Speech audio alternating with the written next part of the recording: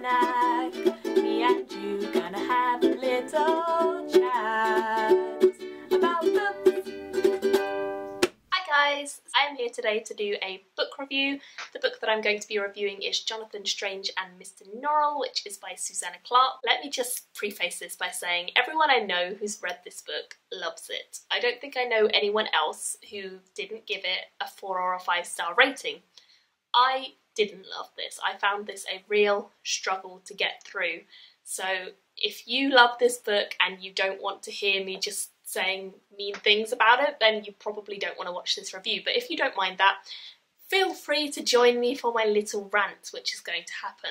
Jonathan Strange and Mr Norrell is a book set in the early 1800s in England. It is a book that focuses predominantly on male characters. We have a lot of male characters that we focus on, but mostly the main two are Jonathan Strange and Mr Norrell, who are magicians. Now, Jonathan Strange and Mr Norrell don't meet each other for a little while, and we follow Mr Norrell for the beginning of the story. It's basically the story of the failing English magic. England used to have a lot of magic. There used to be a lot of fairies in the world. Especially in England, we used to have fairy roads. We used to have all sorts of magicians who could conjure up fairies and get them to do things and have control over them. Basically, we had a lot more magical ability in England in particular, and at this point in history we don't have that. We haven't got any practicing magicians. The only practicing magicians that we have been long gone, they've died, and so now it's a lot about theoretical magicians. There are lots of people who've studied magic but can't necessarily get the magic to work. And so we follow Mr Norrell and Jonathan Strange as they are revealed to be actual practical magicians, and we follow their story when they meet each other, even before they meet each other, what they're up to, how their lives have been shaped, and then once they do meet each other and they start sort of bouncing ideas off of one another and working together, things start to get a little bit twisted. Now, what I will say is that I do like Susanna Clarke's ideas. I think the ideas that she was going for with Fairyland and with the integration of magic back into the world and the overall ideas of gender roles and dynamics are interesting. She definitely looks at gender roles in this time, and she definitely shows that it was very male dominated. There were a lot of sort of gentlemen's clubs where people would get together and they would discuss things. Everyone in the government is a man, which is again fairly accurate of the time. But with all that said, I felt like even the female characters who weren't in charge of magic, who didn't have anything else to do, all they did were like housewife roles, were weak. They were boring. They didn't intrigue me. They were dull characters, flat characters that I didn't connect with at all, didn't feel were genuine, didn't feel were interesting, and felt like really lacked. That was one of my complaints, was that all the female characters in this felt really irritating. They felt really like they didn't understand anything and they were just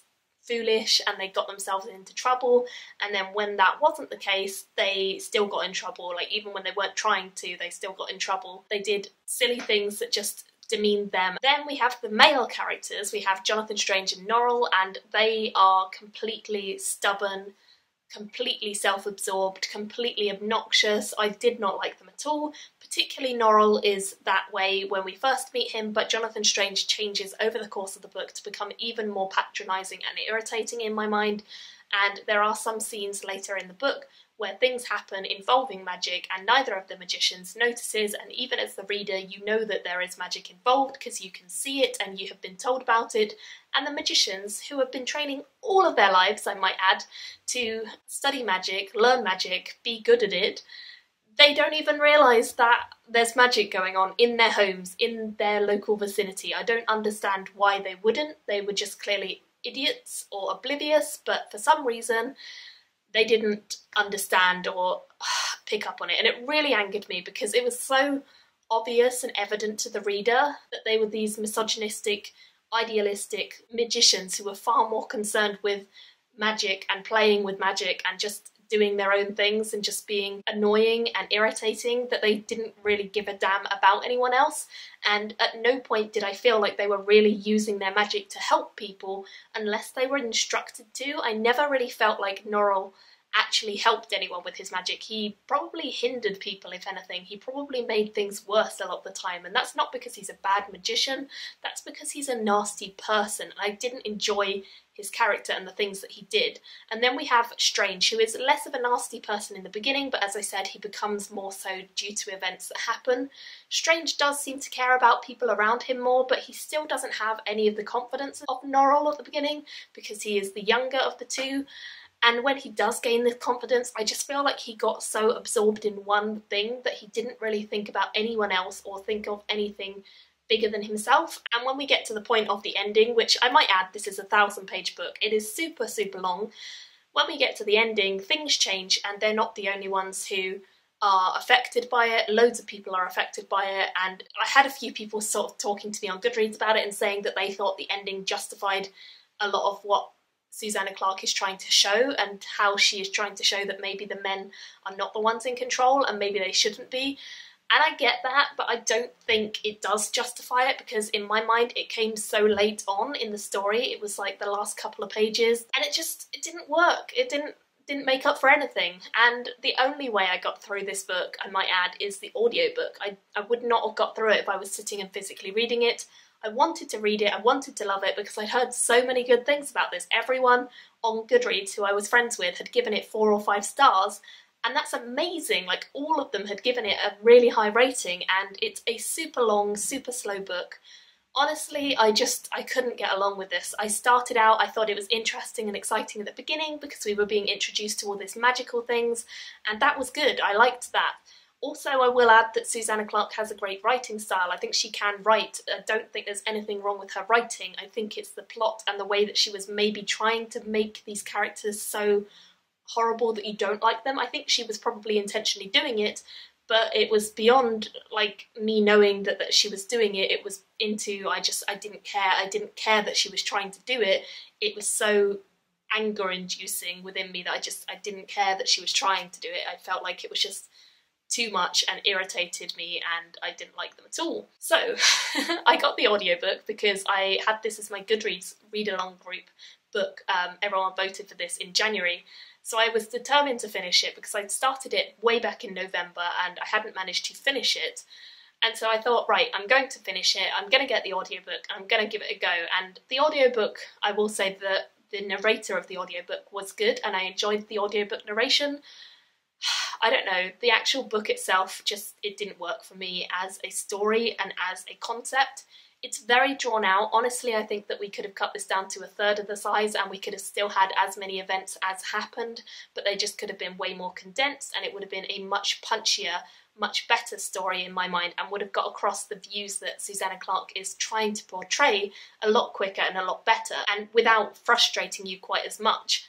I also felt like this story just didn't really have a lot of originality, and that sounds weird because it's got a lot of magic, it's got a lot of things going on in it, but it didn't feel like it was original. It felt like it was very based in mythology and fairy tale, which I suppose is the influence she took from it, and there wasn't a lot of original ideas. It was mostly just seeing these grumpy, doddering old magicians fighting about whether or not they should do magic in this situation, in that situation, in that situation, and whether or not they would allow each other to read each other's books, which was just the most pointless discussion in my mind, because were this to really happen, you would think that the only 2 magicians in the world would not be allowed to possess all of the books in England themselves and not share them with each other. That would not make any sense to me, and I don't understand why that was so. And I think in terms of practicality and whether this would be realistic, I don't think it was, because I think both of the magicians are completely arrogant, really irritating people, and I don't think that the government and the people that they work with in different sections of the book would have allowed them to be this obnoxious, because I think they would have been told off way before they were. There are things that go on in this book that show you just how spoiled and idiotic the characters are. They do things that are really, really stupid, really irritating, because they don't help themselves and they don't help their image themselves. It just puts them in a bad light with the general public, puts them in a bad light with the reader. I didn't like it at all. With all that said, it's also a very interesting story because the way that this is told is that there are actually footnotes all the way through. So if you have a look at this, footnote begins here, the smaller type. We then go on to the next page. This smaller type is all one footnote, continued, and this is all another footnote, continued. This is still the same footnote, continued, and here's the start of the next footnote.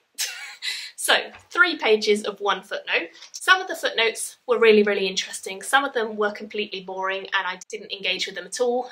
It's basically a made-up mythology and history for this world, which kind of backs up the magic and backs up the history of the magic that she is getting across. Some of it worked, some of it didn't. Some of them were so long and dull and tedious that I couldn't really care about them at all and was just like, why is this in here? Why is this such a long, irrelevant story?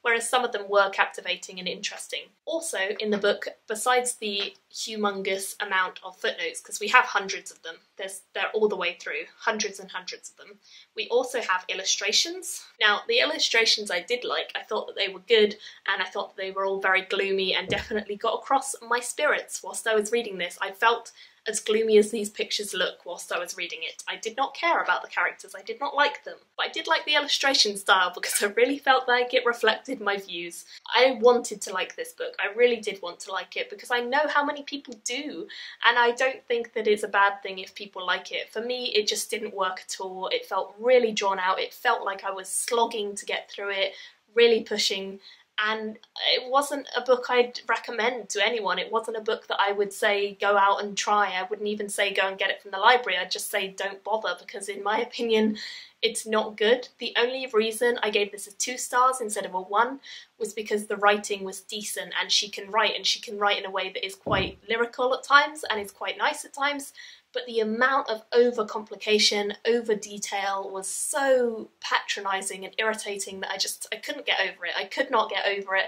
And even when there were redeeming qualities to the book and the characters did something that either was good, useful, interesting, it didn't make up for the amount of annoying, stupid, silly decisions that they had already made or continued to make after they'd made the one redeeming decision. So it just didn't work for me and I would not recommend it. But saying all that, I know I'm going to get some hate for this because I know a lot of people adore this. I just didn't, and that's okay that we disagree on that because I'm sure that there are books that I love that other people hate as well. So this was unfortunately just a book that really had many problems for me and did not work. But if it's your favourite book, then that is perfectly fine with me and I do not mind that at all. I would love to hear your thoughts in the comments. I'm sure many of you will disagree. Feel free to do so. Thank you all for watching. I will see you all again soon in another video, hopefully a more positive video, and I will talk to you then. Bye! Me and you gonna have a little chat.